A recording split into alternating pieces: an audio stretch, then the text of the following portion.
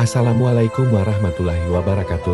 Pembahasan kali ini seputar azab pada jamaah haji yang menjalankan umroh di Tanah Suci. Benarkah amal buruk kita langsung dibalas di Tanah Suci, di Masjidil Haram? Simak agar kita tidak salah paham. Yang harus kita ketahui, Masjidil Haram bukan ladang pembantaian, di mana dosa-dosa akan mendapatkan balasannya pada saat itu, namun haji dan umroh merupakan ladang pengampunan.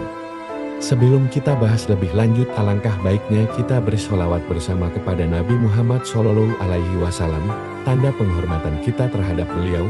Allah berfirman dalam Quran Surat Al-Ahzab, Innallaha wa malaikatahu yusalluna 'alan nabi ya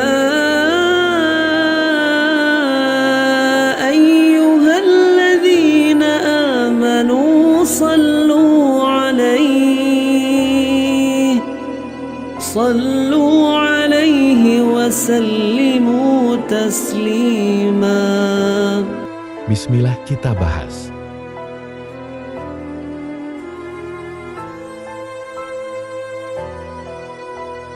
Tak jarang jamaah haji maupun umroh mengalami kejadian aneh saat di Tanah Suci. Mekah dan Madinah merupakan kota suci yang dipercaya sebagian orang apabila melakukan dosa sebelum ibadah haji atau umroh, maka akan langsung mendapatkan balasan yang setimpal. Bahkan, diceritakan dari kanal YouTube Ari Untung, bahwa ada jamaah umroh yang pernah tidak bisa melihat Ka'bah saat ia tawaf.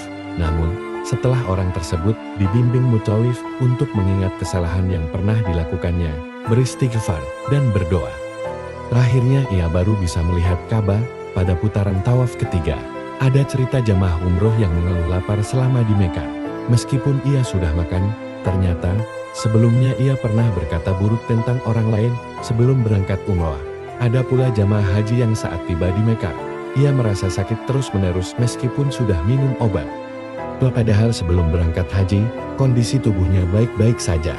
Namun, banyak pula kemudahan yang dialami jamaah umroh, seperti tidak merasa lelah meskipun berjalan jauh ke Masjidil Haram, tiba-tiba diberikan makanan gratis dan Al-Quran oleh jamaah lain, bisa berkesempatan salat di Hijr Ismail di tengah desakan jutaan jamaah lain.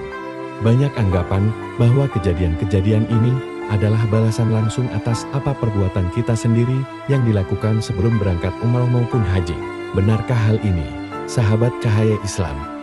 Sejatinya, kota Mekah merupakan kota yang disucikan dan diberkahi oleh Allah, seperti yang tercantum di surah Ali Imran ayat 96.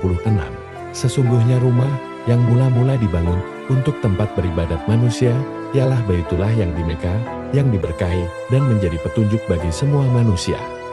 Dalam kitab Fadilah Haji, Maulana Muhammad Zakaria Al-Kandahlawi menuliskan, barang siapa yang memasuki Mekah akan memperoleh keselamatan dari api neraka jika melakukan amal kebaikan. Melakukan amal ibadah di Mekah juga mendapat balasan pahala yang berlipat ganda, misalnya salat di Masjidil Haram yang pahalanya setara dengan 100.000 kali salat di masjid lain. Demikian pula, orang yang berpuasa dan bersedekah akan diberi pahala yang berlipat ganda.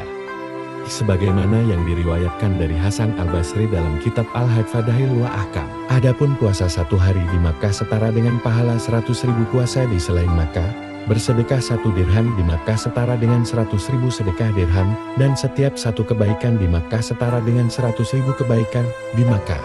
Begitu pula dengan kemaksiatan, jika kita melakukan perbuatan maksiat, maka dosanya akan dilipat gandakan berkali-kali.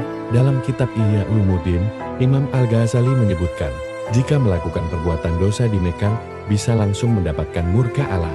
Namun, satu hal yang perlu sahabat cahaya Islam ingat, bahwa ibadah haji dan umroh bukan merupakan ladang pembantaian, di mana dosa-dosa akan langsung mendapatkan balasannya. Saat itu juga, haji dan umroh ini merupakan ladang pengampunan sebagaimana dalam hadits dari Abu Hurairah radhiyallahu berkata, sesungguhnya Rasulullah SAW bersabda, umroh satu ke umroh lainnya adalah penebus dosa antara keduanya, dan haji yang mabrur tidak ada pahala baginya selain surga.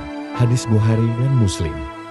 Ada baiknya sahabat cahaya Islam tetap optimis dan husnuzon dalam beribadah selama di Tanah Suci, sebagaimana hadits Rasulullah SAW.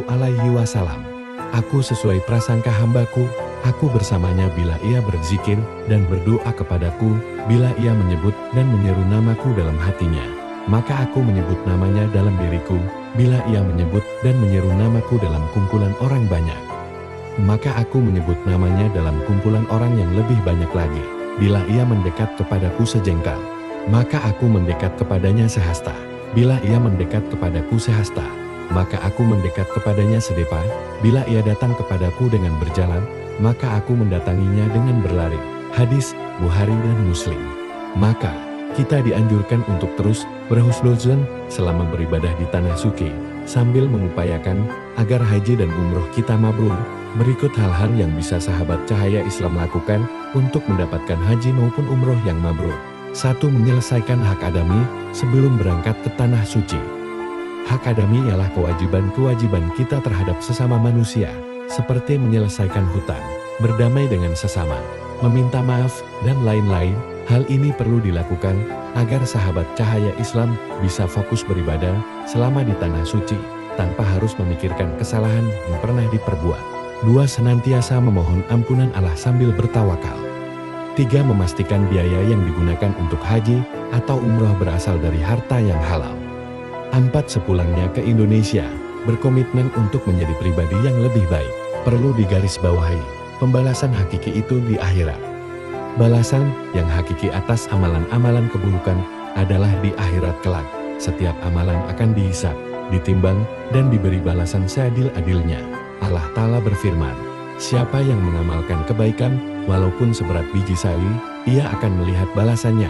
Siapa yang mengamalkan keburukan walaupun seberat biji sawi, ia akan melihat balasannya. Surat Al-Bayyinah 7:8. Begitulah pembahasan kali ini, semoga bermanfaat dan tidak ada keraguan dalam menjalankan perintah Allah ke tanah suci Masjidil Haram. Semoga kita semua bisa secepatnya umroh dan naik haji, amin ya rabbal alamin. Sebelum kita tutup sebaiknya kita melakukan tawaf terlebih dahulu. Semoga Allah mendengar dan kita semua secepatnya umroh. Amin ya robbal alamin. لبيك لا شريك لك لبيك إن الحمد والنعمة لك والملك لا شريك لك لبيك اللهم لبيك لبيك لا شريك لك لبيك إن الحمد والنعمة لك والملك لا شريك لك لبيك اللهم لبيك لبيك لا شريك لك لبيك إن الحمد والنعمة لك والملك لا شريك لك